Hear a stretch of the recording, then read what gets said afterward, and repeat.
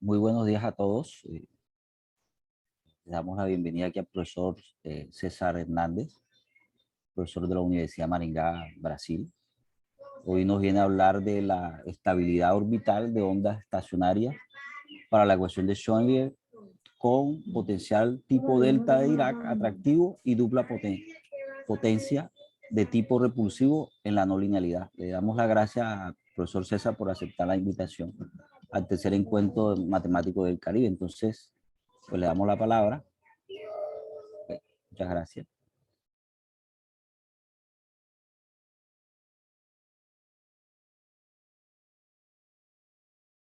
Tiene el micrófono cerrado. Ya me están escuchando ahora sí. Sí. Ok. Bueno, primero agradecerles a la comisión organizadora, ¿no? Yo sé que es un trabajo difícil organizar este tipo de eventos, pero cuán necesario es, ¿no? Y más en este tipo de situación que nos encontramos. Gracias, Héctor, también por tu presentación. Bueno, como Héctor dijo, les voy a hablar sobre una ecuación de Schrödinger particular, digamos, lo que está en el título. Básicamente, la ecuación es la siguiente. Entonces, pueden ir leyendo mientras que yo coloco aquí el cronómetro para no perderme con el tiempo. Es un tipo de ecuación que decimos que es de tipo de evolución, ¿no? Entonces, evolución porque de cierta forma esto modela un fenómeno y me interesa saber el comportamiento, digamos, de las soluciones en relación al tiempo. Entonces, en ese sentido es una ecuación de evolución. Es una ecuación de tipo de evolución dispersivo y no lineal. Dispersión es una palabra que aparece mucho en física, un concepto. No nos interesa un poco qué significa eso, tal vez es fácil encontrar la definición de qué significa que una ecuación sea dispersiva. Entonces es una ecuación, como les dije, no lineal. Ahí más o menos está escrito qué aparece en la ecuación. La constante que aparece ahí, para quien no conoce la ecuación de Schrödinger, es la unidad imaginaria, o sea, al cuadrado de i vale menos 1. Estoy suponiendo que mis soluciones van a ser complejas y estoy en dimensión 1 en el espacio, o sea, x está en r. Como les dije, pues el t es tiempo y pues es obviamente una variable unidimensional. Ese poco de parámetros que aparecen ahí, aparece una z, aparece un lambda 1, un lambda 2, un p, son todos parámetros en la ecuación que uno tiene que considerar para esta charla, digamos, son de cierta forma generales, pero si ustedes quieren podrían pensar en que z es un número positivo, ¿cierto? El lambda 1 y el lambda 2 son números negativos. Si quieren pensar, lambda 1 puede ser negativo y el p podría ser, por ejemplo, 3. Entonces eso quedaría una ecuación, digamos, particular, ¿cierto? Pero yo la quise, digamos, colocar en esa generalidad, como aparece en un artículo que fue publicado en 2019 y es la historia que les vengo a contar. Entonces, digamos, lo que les voy a decir aquí es básicamente el contenido de un artículo que fue publicado en 2019 y la idea pues es contarles lo que está un poco tratado allá y que tal vez se motiven un poco a leer el artículo y tal vez estudiar un poco algo de lo que les voy a decir acá. Entonces es más o menos eso, ¿cierto? Importante aquí que aparece esa función delta, ¿no? Es la distribución delta de Dirac, digamos en el origen. Entonces uno la define como un funcional que sale de H1, el espacio de Sobolev, y que como su valor en una función g, pues es el valor de la función g en 0, ¿no? Y digamos que la parte lineal en la ecuación, pues es esa interacción que aparece aquí, ¿no? Es las dos derivadas en relación a x más z veces la función delta. Esta interacción ahí después dejaremos claro cuál es el significado preciso de cómo se entiende esa suma, ¿no? Porque queda un poco complicado, ¿no? Las derivadas, uno deriva funciones y, en fin, qué significa esa interacción de facto, ¿no? Entre esa delta y esa suma. Entonces, eso va a tener un significado preciso. Y como les digo, pues la no linealidad pues es esa función ahí que aparece en la última línea de este slide, ¿no? Esa sería una ecuación, ¿no? Bueno, entonces, ahora un poco contarles esa ecuación, de dónde viene un poco, ¿no? Qué tipo de aplicaciones tiene. Entonces, los físicos con seguridad tienen que estudiar la ecuación de Schrödinger durante su pregrado. Ya los matemáticos tal vez se gradúan y no saben qué es una ecuación de Schrödinger.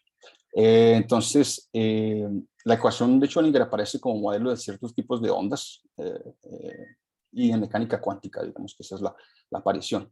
Claro que en una disciplina introductoria de mecánica cuántica no se estudia, digamos, una ecuación tan complicada como lo que aparece aquí, se estudian más ecuaciones de tipo lineal, pero que me dice un poco más o menos, estudiar el caso lineal, digamos, me dice un poco lo que pasa con los fenómenos que son modelados, ¿no? Entonces, digamos que en general ese tipo de ecuación, si ustedes se dan cuenta, aquí es más general, pero digamos es una ecuación de Schrödinger. El B que aparece ahí es un potencial, que se acaba, es el término que se usa para ese tipo de función. Y la F, como les dije, para nosotros va a ser de esta forma. Y ese tipo de ecuación, digamos que representa una estructura, digamos que captura haces de luz. Como les digo, no me importa un poco el significado de toda esta parte física, pero simplemente es un slide que me dice que mi ecuación a alguien le importa, ¿no? Entonces, dentro de otras áreas, alguien se interesa por ese tipo de ecuación, modela algún fenómeno físico. Entonces, más o menos esa es la idea. Cuando uno está con una ecuación no lineal, obviamente, pues resolver o encontrar soluciones explícitas de esa ecuación en una forma general, pues no es una cosa fácil, se lo sabe uno de ecuaciones ordinarias, ¿no? Entonces, lo que hace uno a veces para intentar estudiar algún tipo de comportamiento de la ecuación es suponer soluciones particulares de la ecuación, de cierta forma. Entonces, en esta charla, estamos interesados en estudiar lo que se llaman las ondas estacionarias, en inglés serían standing waves. Y esas ondas, pues simplemente tienen esta cara, ¿no? Entonces, si uno ve más o menos esa fórmula, ya más o menos ve que aparece coseno, seno y una función multiplicada por una función phi, pues eso tiene que ver con ondas, digamos, en cierta forma. Entonces, como les digo, encontrar soluciones particulares sería una salida a intentar entender un poco qué pasa con el flujo de la ecuación, con otro tipo de soluciones, ¿no? Entonces, si yo intento encontrar soluciones de esa forma, lo que yo llego es a encontrar, digamos, que esa función phi que aparece en esta fórmula, pues satisface una ecuación de segundo orden, en esta forma, digamos, no lineal. Y desaparece la parte, digamos, temporal. Entonces, esa es como la ventaja, ¿no? Y bueno, yo quiero aquí, digamos, que la función phi esté en H1 también. Entonces, cuando hablamos de una onda estacionaria, estamos pensando en una solución de la ecuación que tiene esta forma, y que si uno sustituye en la ecuación, pues le va a quedar este tipo de ecuación ordinaria. Y para nosotros aquí, vamos a suponer que la función es de clase C1 en intervalo 0 infinito, que su valor en 0 es 0 y que su derivada es negativa para todo x positivo. Entonces, como les digo, ustedes pueden pensar en f de x, por ejemplo, menos x al cuadrado, por ejemplo, es una función que satisface esas hipótesis ahí, menos x al cubo, menos x a la 5, en fin, todo ese tipo de potencias, o menos x a la 5 más, menos x a la 7, cosas de ese tipo. Entonces, ese sería aquí el ejemplo de una función f. Como les digo aquí, es importante que lambda 1 y lambda 2 sean negativos. Bien, entonces lo primero que uno tendría que preguntarse es ¿qué significa hacer solución de esa ecuación? Aparece esa delta de Dirac ahí, ¿qué significa hacer solución? Entonces uno define, digamos, ser solución de esta forma, en el sentido distribucional. Entonces usted multiplica por una función en H1 y hace algunas cuentas y da para pensar que esa es una buena definición de solución, digamos, en el sentido de las distribuciones de esa ecuación. Asumiendo eso, es posible probar el siguiente lema, que nos dice más o menos cómo deberían ser las soluciones. Es decir, lo que tal vez en la ecuación aparece, que es esa delta de Dirac, es una cosa que tal vez para quien no trabaja con eso, pues queda un poco, bueno, ¿cuál es el papel de esa delta de Dirac sobre las soluciones de la ecuación? Entonces ya este primer lemita me dice un poco cómo son las soluciones, en cierta forma. Entonces, si uno supone que existe una solución en el sentido distribucional de esa ecuación que le mostré anteriormente, lo que se puede probar es que básicamente la función tiene una cierta regularidad, que es lo que me está diciendo esta primera línea aquí, una cierta regularidad, que si yo me olvido del origen, x diferente de 0, pues la solución satisface esta ecuación diferencial de segundo orden, ordinaria, no lineal, claro. Y aquí, digamos, esa tercera condición como es la condición, digamos, el efecto de la delta de Dirac en el origen, ¿no? Entonces me causa, digamos, esa condición de que la derivada por la derecha menos la derivada por la izquierda sea igual a menos c veces phi de 0. Entonces, básicamente, como que el efecto de la delta de Dirac, por lo menos en los perfiles de las ondas estacionarias, causan ese efecto en 0. Entonces, obviamente, uno ya está pensando que en 0 no hay continuidad en la derivada, ¿no? A pesar que yo estoy queriendo, aquí se da cuenta uno que uno puede probar la continuidad de la función en R, pero no de la derivada. Y la última ecuación me está diciendo es que uno puede reducir el orden de la ecuación a una ecuación de grado 1, y es lo que me va a permitir la integración, digamos, y poder, digamos, calcular soluciones o entender las soluciones, ¿no? Y eso para x es diferente de 0. Aquí esa función g que aparece no es más que la antiderivada de la función f general que coloqué antes. Bueno, entonces, como les dije, es fácil, en este caso, es fácil, no es tan fácil, pero digamos que se puede hacer a partir de integración, métodos clásicos de ordinarias, de ecuaciones diferenciales ordinarias, y usando el límite anterior, calcular explícitamente todas las soluciones, digamos, de la ecuación, como les dije, todas en realidad van a tener una cierta cara en realidad. Entonces, eso es posible hacerlo, digamos, a mano, ¿no? Calculando, ¿no? Sin computador. Y bueno, aparece, digamos, para esos valores de parámetros P mayor que 1, lambda 1 menor que 0, lambda 2 menor que 0, C positivo, aparece ese menos omega aquí variando entre esos parámetros. La solución tiene esa cara horrible que se ve ahí, pero al final lo que es posible es, bueno, puedo hacer el cálculo explícito de esas soluciones y por tanto entender un poco cómo serían las ondas estacionarias y por tanto, digamos, cómo sería el comportamiento de ciertas soluciones de la ecuación de Schrödinger original, ¿no? Entonces eso se puede hacer a mano, ese sería el primer teoremita. Consigo calcular ondas estacionarias explícitas para mi ecuación, de forma explícita, ¿no? Bien, para que entiendan un poco cómo serían esas soluciones, porque eso queda muy feo así. Aquí hay un dibujito, un dibujito de lo que sería la función phi. Si uno fija los parámetros, coge un computadorcito ahí, hace las cuentas a mano, también se puede hacer el gráfico sin mucho problema. Ese sería el gráfico del perfil de la onda estacionaria, ¿cierto? Entonces ustedes ven básicamente ahí la decaída rápida a 0 en el infinito, y ustedes ven que en 0 se presenta un pico, ¿no? Entonces, obviamente la función va a ser continua, ustedes ven que hay continuidad, pero la derivada ya ella tiene un salto. A pesar que no se vea, digamos, ahí se ve ese pico, ahí obviamente la derivada no existe en ese punto, ¿cierto? Y ese más o menos es lo que uno vería, digamos, si uno grafica esa función. Voy a volver aquí a esa función horrible que uno sería lo que uno vería si uno fija los parámetros, es decir, fija P, fija lambda y hace las cuentas, y es eso que uno básicamente vería. Bueno, ¿cómo se entiende la dinámica, digamos, dinámicamente cómo se entiende eso, ¿no? Entonces, como les dije, yo tengo una ecuación de segundo orden, esa ecuación de segundo orden es hamiltoniana, por tanto, admite una primera integral, y esa primera integral tiene que ver con la ecuación de primera orden que yo les mostré en el límite anterior sobre cómo eran las soluciones de la ecuación, de los perfiles de las ondas.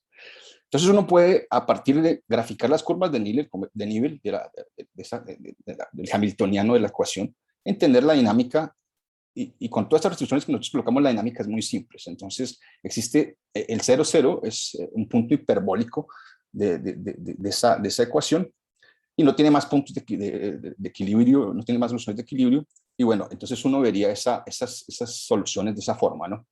Eso que se ve en rojo es básicamente entendiendo cómo sería mi solución desde el punto de vista dinámico. Entonces el triángulo rojo que se ve ahí representa básicamente la solución en pico que les mostré ahorita, ¿no? Eso es básicamente. Entonces observe que estar yendo hacia el origen significa el decaimiento a 0 en infinito, y el pico se da como uniendo, digamos, esta línea del flujo con esta otra línea del flujo.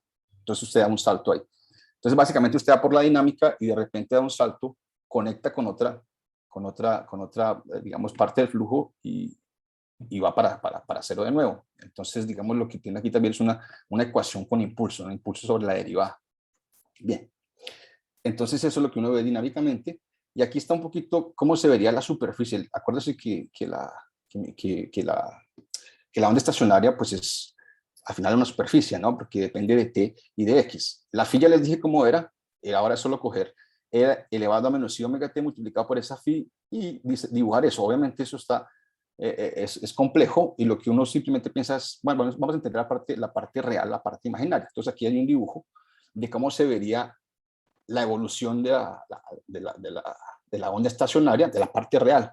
Entonces, si usted se da cuenta aquí, en el eje X, lo que se ve es esa función que demostré, el pico, ¿no? Y lo que se ve en tiempo, en profundidad, pues sería la evolución, sería el coseno multiplicado por esa función pico. Cuando vas evoluyendo en el tiempo, pues vas multiplicando el pico, digamos, y se va disminuyendo, después pues, vuelve para cero, baja, sube y hace este tipo de movimiento. Entonces ahí ves la onda, digamos, viendo para infinito. Entonces a uno más o menos se entiende, bueno, obtuve más o menos una forma de entender cómo sería la evolución de un dato inicial, que es de esta forma, ¿no? El pico, ¿no?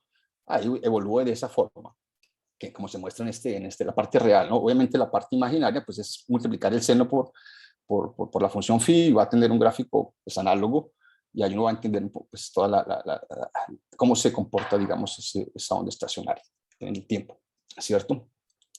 Bien, entonces eso genera una cierta pregunta. Si yo tengo claro, digamos, cómo evolucionan ese tipo de datos iniciales, es decir, los perfiles de esta forma, picos, me gustaría entender si es posible perturbar un poquito el pico en alguna norma, ¿no? Es decir, considerar algo que esté cercano a ese pico y ver si tal vez el comportamiento en el tiempo es parecido con lo que se ve en este gráfico, ¿no? Entonces, ese sería lo que se llama el concepto de estabilidad, en caso estabilidad orbital. Entonces, aquí está la definición precisa, digamos, del significado de qué significa que una onda estacionaria sea orbitalmente estable. Entonces, básicamente, lo que está en esa definición es, yo quiero saber lo siguiente. Si yo me acerco con datos iniciales cercanos al perfil de la onda estacionaria, ¿será que las soluciones que se desprenden, digamos, o que surgen por el flujo de la ecuación, será que se mantienen cerca digamos, a la órbita generada por la onda estacionaria? Eso es más o menos lo que me interesa, saber si eso es posible o no. Si eso no pasa, decimos que la onda no es orbitalmente estable y ya. Entonces, lo que está escrito en esa definición es exactamente eso. ¿Está ok? Bien. Déjenme ver cómo estoy acá. Entonces, el teorema que probamos es exactamente el que se ve ahí, y es que en realidad para esa ecuación, con los parámetros fijados, como les dije, satisfaciendo esas condiciones generales, aquí los picos son orbitalmente estables, o las ondas generadas por esos picos, mejor, son orbitalmente estables. Eso es lo que probamos en ese artículo, y eso es lo que está escrito ahí. Entonces la idea es entender un poco cómo se probaría eso. Antes que nada, es importante hacer lo siguiente. Obviamente uno coge las ideas cuando prueba teoremas o prueba cosas, digamos, o contribuye a la matemática, ¿no? Se basea siempre en otras ideas en general, ¿no? Entonces, digamos que estas dos personas, Caminán Gallota en 2009, cogieron esa ecuación que está aquí, que es un caso, digamos, más particular de lo que nosotros creamos, o la ecuación que yo les presenté al principio, tiene más o menos el mismo formato, si se dan cuenta. Lo único que aparece aquí es una potencia y no dos potencias. No aparecen tantos parámetros en la ecuación, ellos hacen sus cuentas con parámetros fijos. Eso no cambia nada la dinámica de la ecuación, ¿no? Pero de todas maneras, al final uno tener, digamos, información un poco más general, pues es interesante, ¿no? Es decir, a alguien le puede interesar que usted cambie la no linealidad y que aparece tal cosa, en fin. Entonces nosotros nos basamos en hacer nuestro artículo, básicamente en lo que ellos publicaron, entonces todo el crédito es para ellos, ¿cierto? También no es una técnica que ellos inventaron, es basada en otra técnica, se de la Cazenave-Lyons, de 1980 y poco, creo. Y, en fin, pero lo importante es que yo digo que lo que nosotros probamos, en cierta forma, cae en este caso particular, pero nuestras ideas están basadas en lo de ellos, ¿cierto? Y ahí está, digamos, la onda estacionaria está aquí, tiene una carita más bonita, aquí aparece ese tangente hiperbólico, se puede visualizar mejor el comportamiento de eso, y ya, entonces ese es, bueno, ahora ¿qué es importante? Bien, lo que hicimos hasta ahora, bueno, tenemos una ecuación, calculamos unas soluciones explícitas, las soluciones particulares más o menos simples, no tan simple como equilibrios, pero casi equilibrios de cierta forma en la ecuación, y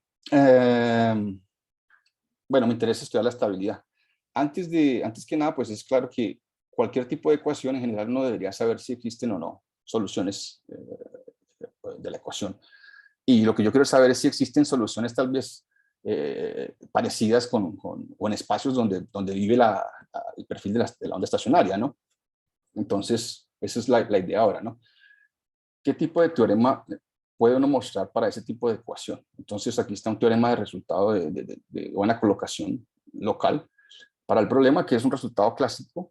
Clásico en el sentido así, hay mucha gente que ya estudia la ecuación de Schrödinger, existen libros dedicados a estudiar la ecuación de Schrödinger en sus diversas formas, y entonces uno puede usar esa teoría para intentar probar cosas en sus casos particulares que estamos tratando, por ejemplo. Entonces, si uno toma un dato inicial en H1, la variable Z en R, existe una única solución viviendo en este espacio aquí y satisfaciendo la siguiente condición. Entonces, este espacio, digamos, donde uno prueba que existe la solución local. Local significa, digamos, para un tiempo, primero prueba para un tiempo, digamos, finito. Y la idea es ver si es posible extender esos resultados para todo tiempo. Entonces, lo que se puede probar también es que si no se puede extender, si el tiempo es menor que infinito, en esa solución, la solución tiene que tener lo que se llama el fenómeno de blow up, o sea, explosión, ¿no? Es decir, si el tiempo de esa solución es finito, con seguridad ya tiene que explotar. Entonces satisface esta condición de que la norma en H1 es infinita, ¿no? Y además de eso, uno verifica que lo que se llama la carga, que sería la norma L2, es preservada por el flujo, así como la energía. Esa E es definida, es este funcional aquí. Entonces, aquí hay una relación bastante interesante entre geometría y ecuaciones, de cierta forma, ¿no? Básicamente lo que uno está diciendo aquí es que el flujo vive dentro de las superficies de nivel de ese funcional E, complicado aquí. Y una cosa con la norma L2, ¿no?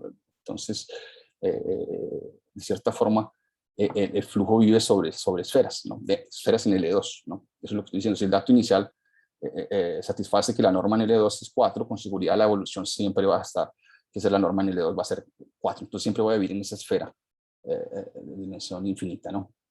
Entonces ese es el resultado. Yo les voy a decir más o menos qué es lo que usa uno así rápidamente para probar ese tipo de resultados. Aquí la primera parte que uno tiene que hacer es analizar el significado preciso de la interacción entre la segunda derivada y la delta de Dirac. Entonces básicamente lo que uno hace, existen varias formas de hacerlo, ¿no? Pero para hablar corto y rápido, si uno comienza con este operador definiendo la segunda derivada sobre el espacio de funciones de H2, pero que son 0 en 0, ese operador ahí acaba siendo un operador simétrico densamente definido, que obviamente es un operador lineal y cerrado.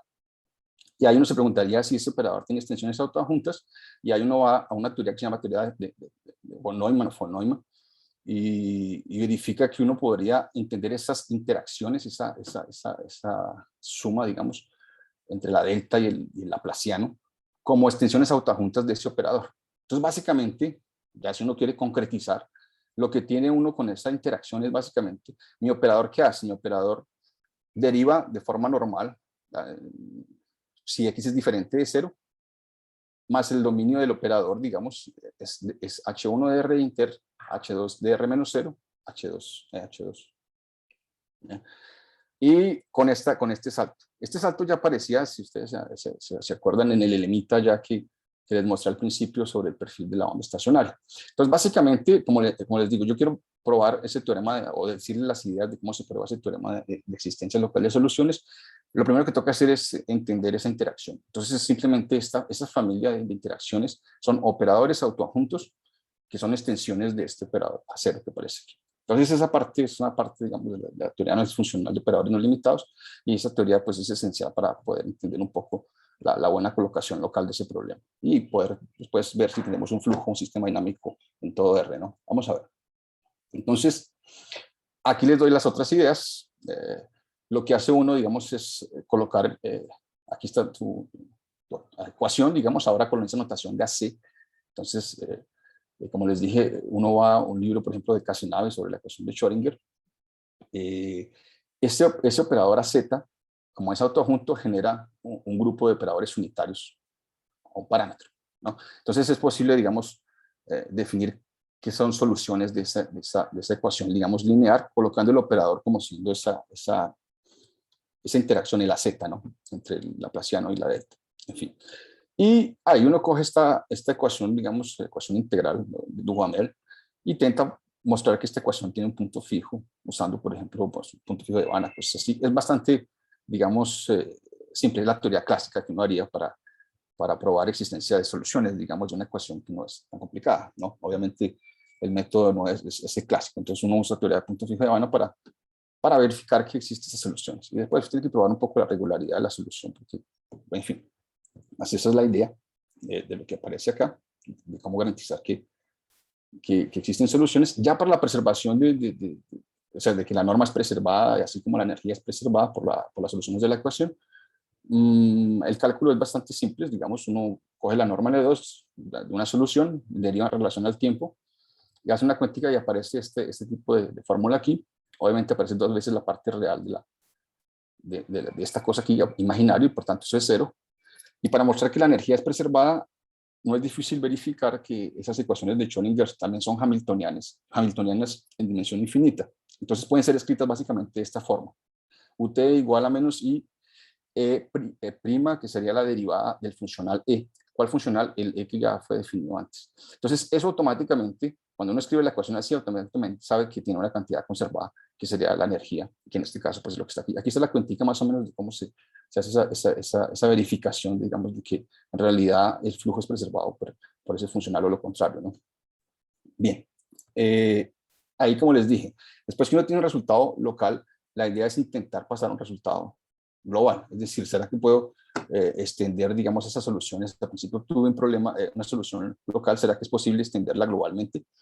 Y ahí lo que es importante es que tenemos cantidades conservadas. Entonces, las cantidades conservadas ayudan a probar de cierta forma que el flujo puede ser extendido, digamos, globalmente, ¿no? O sea, que de facto, que en realidad existe flujo, ¿cierto?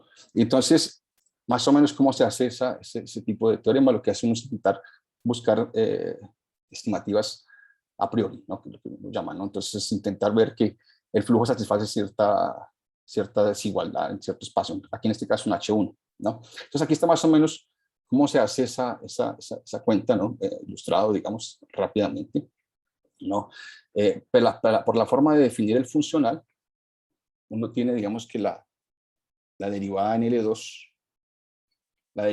satisface esa desigualdad aquí, ¿cierto? Aquí aparece un límite importante en H1, ¿no? Que es que una desigualdad global en H1 particular para esta ecuación. Es básicamente que z medios y una función H1 evaluada en 0, con su norma en L2, satisface esta desigualdad que coloqué aquí en rojo, ¿cierto? Ese es un lemita que se usa bastante en el artículo, entonces yo lo quité como lema y lo coloqué directamente aquí, como lo usamos para mostrar la buena colocación global.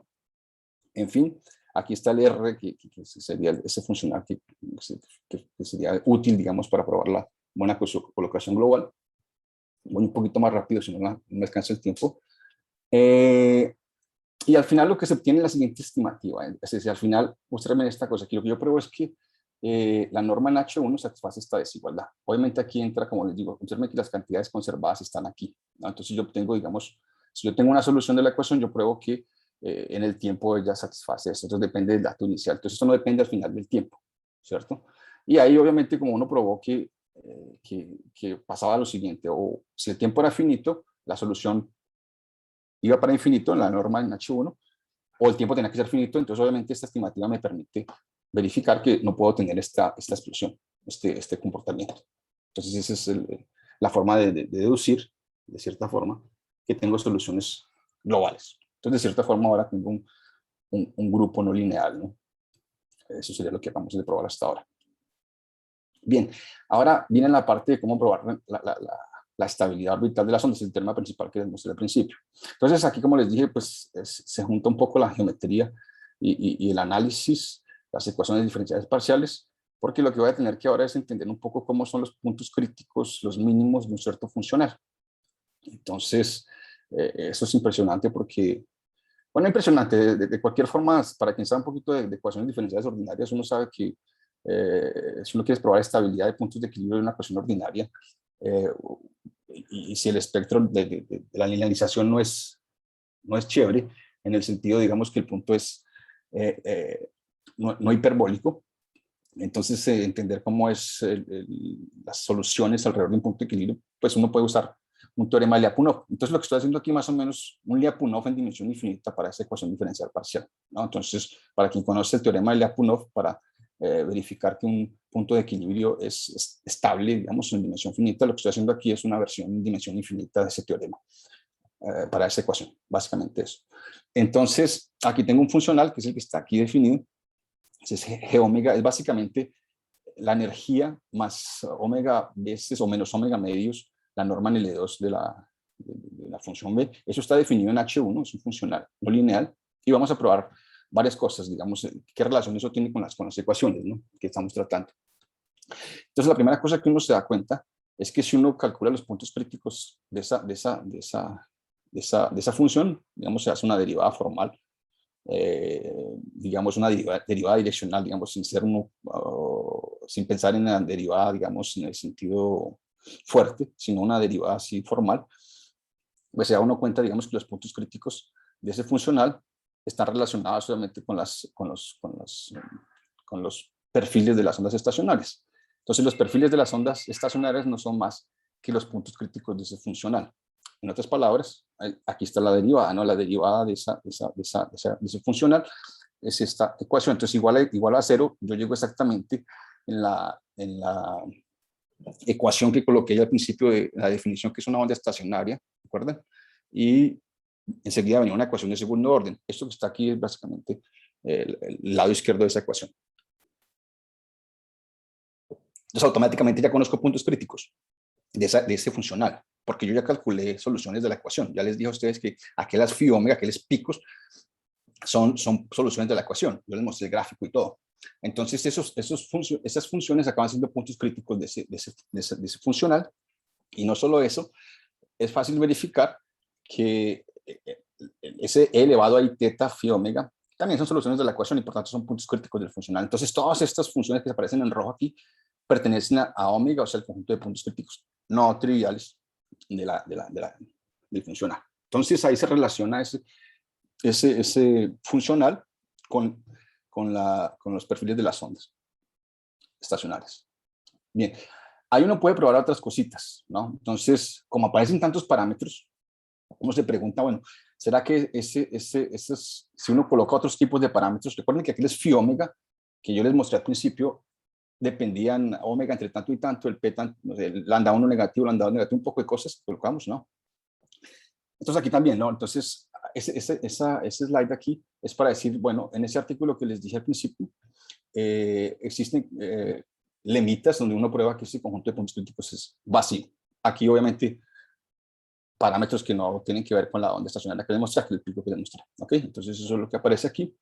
Ahora es un lema que es importante, la teoría que viene a seguir, es el siguiente. Entonces, este sí es un teorema tal vez importante para al final concluir la estabilidad. Si yo considero mis parámetros de esta forma, ¿no?, y con esta función f, entonces es posible mostrar que los puntos críticos de aquel funcional son exactamente de esta forma. Yo ya había dicho que estos elementos de esa forma E elevado a I teta phi omega para que la phi omega eran puntos críticos del funcional. Pero ahora estoy diciendo que son todos son exactamente ellos, ¿no? Los no triviales, es claro. Entonces, ese es un teorema, digamos, importante que va a servir, digamos, para al final concluir la demostración de nuestro teorema. Entonces, para quien está interesado, yo no les voy a decir cómo se hace la prueba, pero está en el artículo, quien quiera verla. Bien, entonces, ahora la idea es intentar mostrar que esas ondas estacionarias no solamente son puntos críticos, pues en realidad son los puntos de mínimo de ese funcional de G. Esa es la idea. Entonces, tendríamos todas esas ondas estacionarias, digamos, son puntos críticos para ese funcional. Entonces, aquí está el problema. Entonces, yo considero notaciones de m pequeño de omega como el inf de ese funcional cuando v varía en H1. Y por otro lado, el conjunto de puntos de mínimo como los elementos de H1 que alcanzan ese mínimo, ¿no? Entonces esos dos conjuntos van a ser importantes ahora. Aquí están los parámetros fijados, pero eso no es tan importante ahora, ¿no? Entonces, déjame ver cómo se ve el tiempo. La primera cosa que hay que mostrar es que en realidad ese mínimo existe, ¿no? Es decir, que el ínfimo en realidad, digamos así, ¿no? La función no tiene valores arbitrariamente grandes negativamente hablando, ¿no? Entonces, es decir, tenemos que mostrar que los valores de la función son limitados inferiormente. Entonces, de nuevo, aquí está, como les dije, el lemita que les mostré ya en un slide anterior, que no lo coloqué, que estaba en azul, aquí se usa para probar de nuevo que en realidad, digamos, ese funcional está limitado en H1, inferiormente. Entonces, aquí está, digamos, más o menos la cuenta. Eso probaría, digamos, que el mínimo existe. La cuestión es saber si el mínimo es o no alcanzado, ¿no? Es decir, el mínimo existe, pero no sé si existe alguien que me dé ese valor mínimo, ¿no? Entonces, esa es la idea ahora y tenemos ese teorema. Ese teorema es el que me garantiza, digamos, de que el mínimo es alcanzado en H1, ¿cierto? Ahí está el teorema, sea Hn viviendo en H1, ¿cierto? Tal que la secuencia, digamos, y omega Hn converge para ese mínimo, que ya sé que está definido. Entonces, es posible demostrar que existe una subsecuencia en H1, tal que converge a un elemento en H1 de R y es mínimo del funcional. Entonces, eso es un teorema bastante importante. Más o menos aquí, ¿cómo se prueba eso? Primero, muestra uno que se tiene esta desigualdad de nuevo, ¿no? Entonces, aquí aparece básicamente la norma en H1, aquí está clara, ¿no? Un medio de Dx. Esto no es la norma en H1, pero es casi la norma, entonces de equivalente, digamos. Entonces yo pruebo que si yo tengo una secuencia minimizante, que es lo que estaba anteriormente, en realidad esa secuencia va a ser limitada uniformemente en H1. Esa es la primera parte que está aquí. ¿Sí? Eso se ve de esta desigualdad. Y además de eso, esa secuencia, digamos, por ser limitada, uno sabe que va a existir una subsecuencia convergente débilmente en H1 de R, ¿no? Entonces uno sabe, ese teorema es clásico de análisis funcional, ¿no? En una secuencia limitada en espacio de Hilbert, con seguridad la tiene una subsecuencia convergente débilmente. Entonces eso es lo que está aquí. Después uno, como tiene esa continuidad inferior del funcional, ¿no? Puede probar que en realidad ese H en realidad es un mínimo del funcional. Y la parte un poquito tal vez que sea un poco más complicadita en este caso es probar que en realidad esa subsecuencia converge fuertemente en H1, es decir, en la norma del espacio. Pero lo que usa uno algunas desigualdades es como Gallardo-Nirenberg y un lema de Bressis-Lieb. No lo coloqué aquí porque, como les dije, eso está en el artículo. En fin, solo más unas ideas de cómo se prueba este tipo de teorema, que es fundamental en lo que viene. La otra cosa, como les dije, que resulta de ese teorema, digamos, de compacidad que les acabo de mostrar, es este. Uno puede concluir en realidad que los mínimos del funcional coinciden con los críticos, con los críticos no triviales, ¿no? Entonces los mínimos del funcional son los críticos. Entonces, básicamente está uno como con un cierto paraboloide, digo, la función G. Si uno pensara en cómo sería la geometría de ese funcional, acaba siendo como la geometría de un paraboloide, pero en una cierta dirección, digamos, constante, ¿no? Que es en dirección de la órbita. En fin, eso, como les digo, tiene una geometría ahí por detrás. bastante interesante. Y vamos por la prueba del resultado final, ya acabo mi charla. Entonces, ¿cómo usa todos esos ingredientes que les acabo de mostrar de forma rápida? ¿Cómo prueba uno el teorema, ¿no? Básicamente. Entonces, el argumento es por contradicción. Uno supone que uno no tiene la estabilidad orbital de la onda estacionaria. Automáticamente, cuando uno niega esa proposición, lo que se encuentra es que existe un epsilon 0 y una secuencia, digamos, HN de T. En realidad aquí toca colocar HN de Tn, ¿no? Aquí está, bueno, HN de T. Así. Soluciones de la ecuación, ¿no? Y ciertos tiempos positivos, tales que pasa lo siguiente, es decir, yo me puedo acercar, disculpe, yo me puedo acercar arbitrariamente al perfil de la onda, que es lo que está escrito aquí, es decir, el límite de los datos iniciales convergen al perfil de la onda estacionaria, pero en algún tiempo me salgo, digamos, de lo que se llama la vecindad tubular asociada a esa onda estacionaria, que es este inf aquí, ¿no? En fin, entonces sería la negación de ser orbitalmente estable. Ahora, con lo que probamos, como el funcional G, recuerden que el funcional G tiene que ver con la energía y la norma en L2, básicamente. Entonces, el funcional G también preserva el flujo de la ecuación, porque E y la norma preservaba. Entonces, con eso, asumiendo la continuidad, asumiendo si la continuidad se tiene del funcional, en H1, pues uno prueba que ese es Hn de Tn, ¿no? Aquí la primera igualdad es básicamente por la invarianza de ese funcional en el flujo, ¿cierto? Entonces, G omega en Hn de Tn es la misma cosa que G omega en Hn de 0, en condición inicial. Y obviamente como HN0 converge para phi omega en H1 y ese funcional es continuo, pues uno obviamente tiene este límite, pues obviamente da el valor en phi omega, pero yo les mostré que el valor en esta cosa es exactamente n omega, o sea, phi omega es un mínimo de ese funcional, por eso por un lado.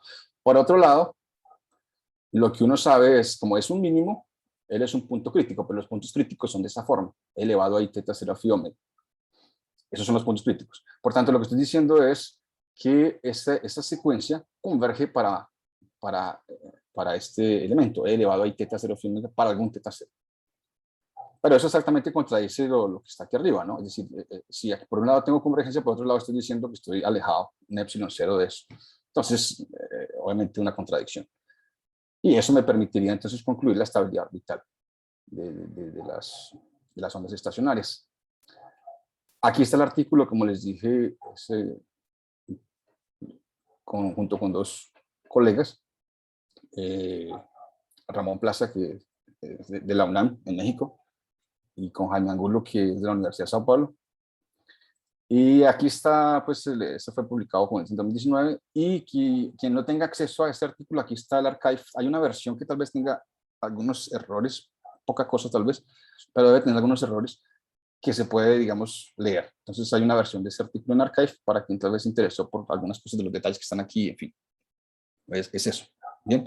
Entonces, muchas gracias. Muchas gracias, César, por la charla. ¿Alguien tiene alguna pregunta, comentario?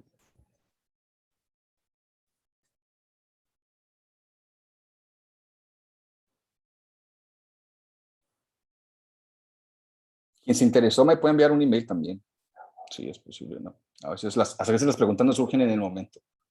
Después uno tomando café o almorzando salen algunas preguntas. Entonces me pueden enviar por email si quieren.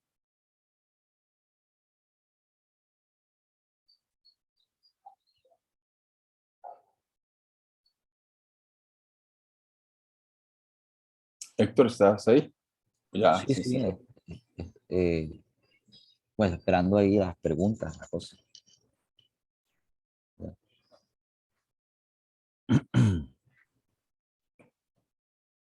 Sí, sí, bueno, pues si no hay preguntas, pues damos por terminada la sesión. Lo esperamos en la siguiente. Yo también tengo que presentar la siguiente, entonces. Bueno, bien. Entonces, muchas gracias Bueno, a todos ahí. Estamos en este, contacto. listo, muchas gracias por la Bueno, pues. charla.